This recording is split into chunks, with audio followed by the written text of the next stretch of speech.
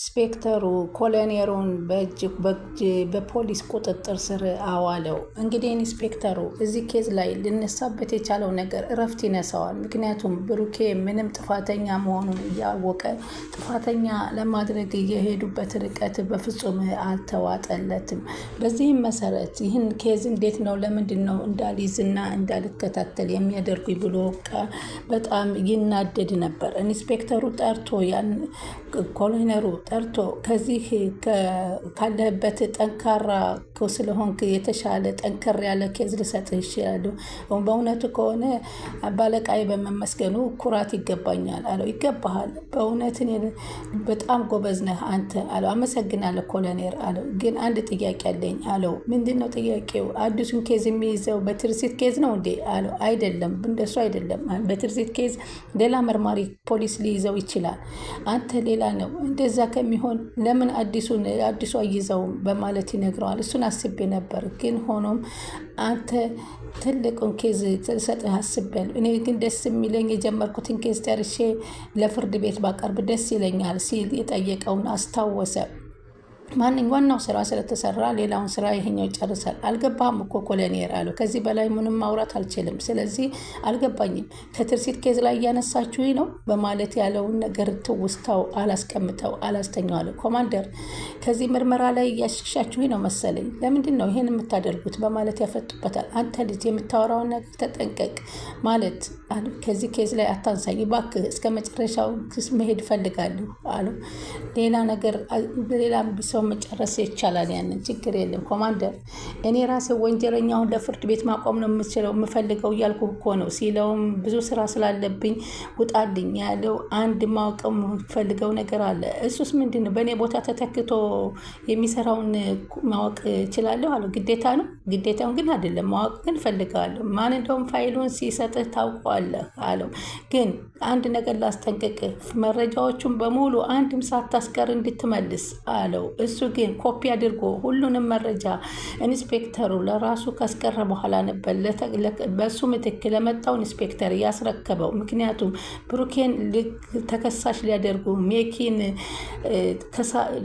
ነፃ ሊያወጡ ስለሆነ ያቀዱት እቅዳቸውን ማክሸፍ አለብኝ ብሎ ሌት ተቀን ማሰብ ይጀምራል። ከዛም በኋላ አዲሱን ኢንስፔክተር መጥቶ ኮሎኔሉ ጋር ሲነጋገር እሱ በስከውጭ ሆኖ ስልኩን አንስቶ ንግግሮቹን መቀረጽ ይጀምራል። ለምን መረጃ ካላዘ ኮሎኔሉን ማስያዝ ስለማይችል። ከዛም በኋላ እንግዲህ ነገርኩህ ይለዋል። ይህንን ነገር ስትመለከተው የምታየውን ነገር ብሩኬን ወንጀለኛ አድርገህ ሜኪን ነፃ እንድታወጣ ነው። እሱ የሰራውን የስረከበህን ፋይሎች በሙሉ አጥፋቸው ይለዋል ኮሎኔሉ ለአዲሱ ኢንስፔክተር። እንደ አዲስ ሀብለህ ጀምረህ አንተ መስራት አለብህ። ምክንያቱም ከዛ ላይ ያለው እሱ ብሩኬ ጥፋተኛ እንዳልሆነ ስለሆነ የሚያመለክተው ጥፋተኛ እንደሆነ እንዲያመለክት አድርገህ ስራው በማለት ትዕዛዙን እንደ አዲስ ሲያሰራው እሱ በቅርብ ርቀት ይቀርጽና ከዛ ይህንን ወንጀል እንግዲህ አይቶ ለፖሊስ ጠቁሞ ይዞ መጥቶ በራሱ እጅ ነበረ ብረቱን ከእጁ ኢንስፔክተሩ ለኮሎኔሉ ያስገባለት። አየህ ይህን ቀን ነበር የምጠብቀው አለው። አንተ በታማኝነትና በጥራት ብትሰራ ለዚህ አትበቃም ነበር። እንደናንተ ያሉ ናቸው ሰዎችን ወንጀለኛ እንዲበዛ የሚያደርጉ ሆዳም አዳሮች ሙስና እየበላችሁ በማለት አፋጠጠው። ኮሎኔሉ አፈረ፣ ጨነቀ፣ አፉን ያዘ፣ ተጎነበሰ። የሰራው ስራ አሳፈረው። ምክንያቱም ብሩኬ የትርሲትን ገዳይ ትክክለኛ ፎቶግራፏ ላይ አውቆታል። ይህ ነው ትልቅ እገዛ ደግሞ ያደረገላቸው። ሆኖም ግን አንተ ሰው ይህን ነገር አትተውም እንዴ ያለውን ማስታወስ ጀመረ። ይህን ኬዝ ተው እኮ እያልኩ ነው አልኩት። በጣም ጥሩ፣ እኔም መጀመሪያም ስፈልግ የነበረው ይሄን ነው። ከዚህ በኋላ ከዚህ ኬዝ ላይ እጅህን አንሳ፣ አዲሱ ኬዝ ላይ ትኩረት አድርጋለሁ። እሺ ኮማንደር፣ ለማንኛውም አልተውህም እያለ እንግዲህ ብሩኬ ጋር ቁጭ ብሎ ስላገኘው ተናደደና ብሩኬን ውጣ አለውና ኮሎኔሉ አስወጣው። ምን እያደረክ ነው ኢንስፔክተር ሲል ጠየቀው። ምን አደረክ ኮማንደር ብሎ አይኑን አፈጠጠበት። ከዚህ ኬዝ ተነስተህ ምንም ነገር አታድርግ አላልክም ግን አለው። ግን ብሎ ነገር መከበር አለበት ትዕዛዝ። እኔ ግን በምን ጥፋቴ ነው እዛ የተነሳሁት ብሎ ጠየቀው። ትዕዛዝ አለማክበር ጥፋት አይደለም ማለት ነው አለው። እኔም ትዕዛዝ አልቀበልም አላልኩም፣ ግን ለእናንተ ቢሆን ጠቃሚ መረጃ ነው ይዤ የመጣሁት አለው። ከብሩክ ጋር አንተ የተለየ ነገር ነገር አለህ እንዴ? እኔ የተለየ ነገር ምንም የለኝ። ታዲያ እሱን ለመርዳት የምትጋጋጥበት ምክንያት ምንድን ነው? ተጠርጣሪ ማድረግ አለብህ እሱን አሉ። አሁን እሱ የሰጠን መረጃ አይጠቅመንም በማለትህ ነው እያለ ስጠይቀው በዚህ መረጃ ላይ እኔ አልተዋጠልኝም አለው። ለምን ኢንስፔክተር ፖሊስ እኮ ነህ፣ እኛ እንደ ፖሊስ እናስብ እንጂ መረጃ የሰጠን እኮ አቅጣጫ ሊያስቀይረን ነው፣ ምናልባት ላይሆን ይችላል አሉ።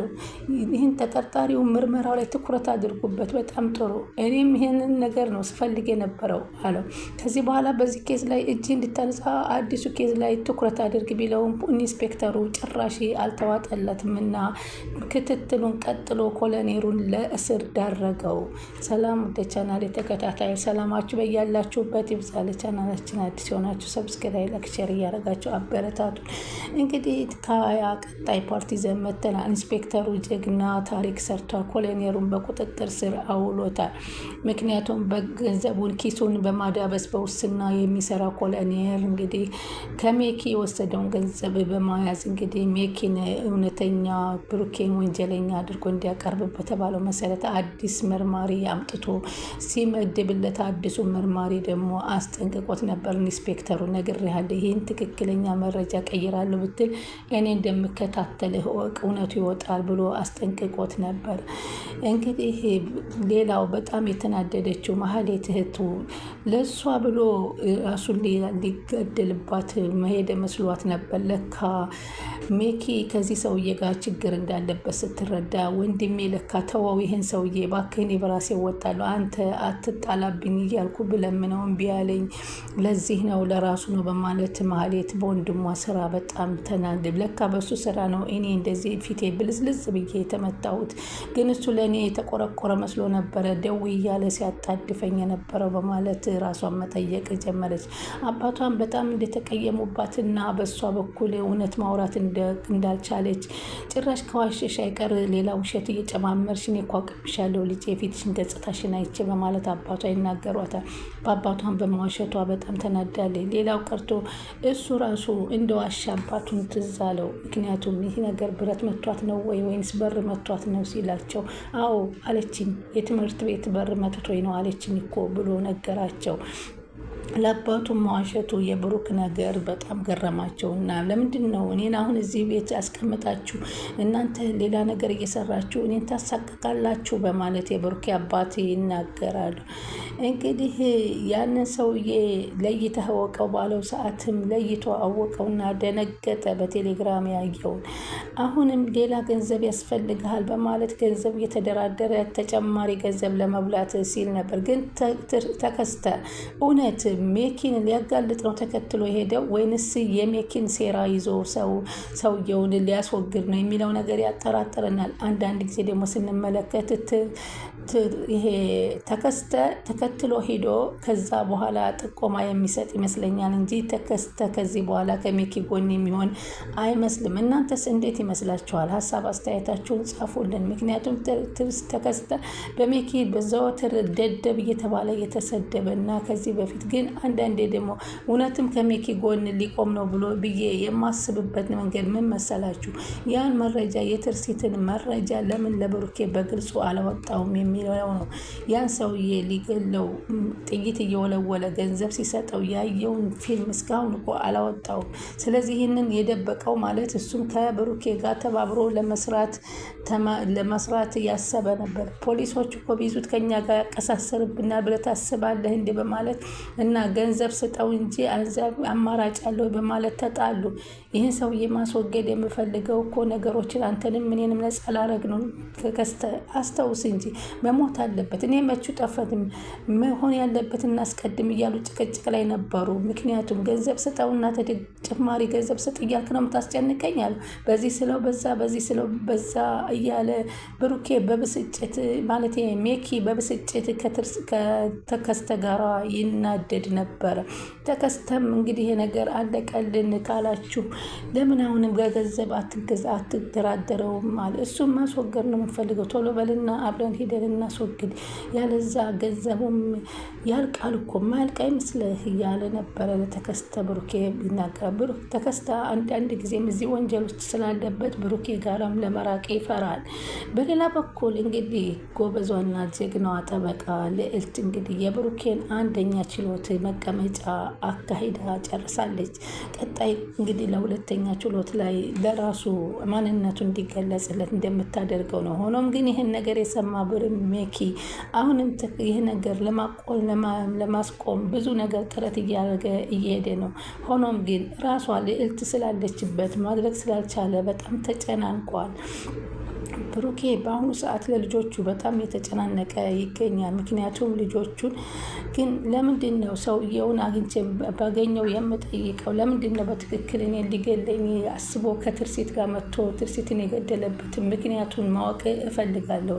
ለምን አደረገው አላደረገው የሚለውን ጭንቅላቴን እየበጠበጠኝ ነው እያለ ልዕልት እየነገራት ነበር። እባክህ ለልጆች ተጨነቅ፣ ልጆችህን ሚስኪን እናታቸውን ካጡ በኋላ በጣም ተጎድተዋል አሉ። እሱማ እናታቸውን አይደል ያጡት፣ ያውም እናትን ያክል ያውም እንደ ትርሲት አይነት ያለች እናት በጣም መልካም እናት። የእነሱንና ልጆቼን ሳቅና ጨዋታ ማየት ነው ናፈቀኝ፣ በጣም ያሳዝናሉ አለ። ነገርየው እኮ ከባድ ነው፣ በአንተም በእነሱ ቦታ ብትሆን ከባድ ነው አለችው። እሱነትሽ ነው፣ ግን እኮ ታዲያ እስከ መቼ እንደሆነ እንደዚህ ብለው እንደሚቀጥሉ ልጆቼ ሀሳብ ያዘኝ። ቀስ ብለው ወደ ማንነታቸው ይመለሳሉ በተስፋ ያቸው እንግዲህ አለችና በስከ መጨረሻ ወጣ በሌለን እንምጣ ስትለው በፍጹም ለልጆቼ የብቻቸውን ናቸው፣ ከቤት መሄድ አለብኝ በማለት ልዕልት ይቅርብኝ በማለት ከልዕልት ጋራ ካሊብን በንዴት ምን እንደሊያደርግ እንደሚገባ በቤት ውስጥ ስለምሰጋ ወደ ቤት የሚሄድ አለበት። ካሊድን እንግዲህ ምን ላድርገው፣ በጣም እነሱ ከነዚህ አይነት ጉዱ ልጆች ማውጣት አለብኝ በማለት ትምህርት ቤት በሌላቸው ጊዜ በማንኛውም ጊዜ ወጣ ብለን ብናዝናናቸው ደስ ይለኛል በማለት እሺ ሰዓቱን አስተካክዬ ነግርህና ልጆችህን ይዘናቸው ወተን እናዝናናቸዋለን። ስለዚህ ከልጆች ጎን መቆም አለብህ በማለት ልዕልት ታስጠነቅቀዋለች። እንግዲህ ቻናሉን ሰብስክራይብ እያደረጉ ይጠብቁ።